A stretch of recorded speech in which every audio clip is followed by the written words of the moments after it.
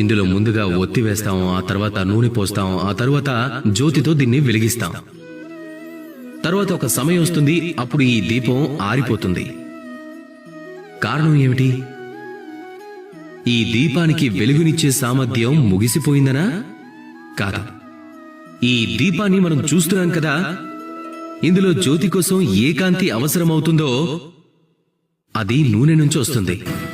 ఇక ఈ నూనె ముగిసిపోయింది అంటే ప్రకాశం అది కూడా ముగిసిపోతుంది.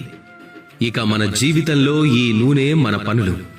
ఇక ఈ జ్యోతి, దీనివల్ల ఏర్పడే ప్రకాశం ఉంది కదా, అది మన అభివృద్ధి. ఎలా అయితే మన పనులు తగ్గిపోతూ ఉంటాయో అలాగే మన అభివృద్ధి కూడా ఎక్కడి నుంచో ఎక్కడికో మాయమైపోతుంది. ఒకవేళ పని చేయకుంటే మనం ఏ ఉజ్వల భవిష్యత్తును ఆశిస్తున్నామో అది ఎప్పటికీ ఏర్పడతాం. ఇప్పుడు నూనె లేకుండా జ్యోతి ఎలా ఉండదో, పని లేకుంటే వృద్ధి కూడా అలా ఉండదు. ఇక పని ఎలా ఉంటే వృద్ధి కూడా అలా ఉంటుంది. అందుకే ఎప్పుడూ పని చేస్తూ ఉండండి, పని చేయటం ఎప్పటికీ ఆపకండి. అలాగే నాతో పాటు ప్రేమగా చెప్పండి, రాధా కృష్ణ.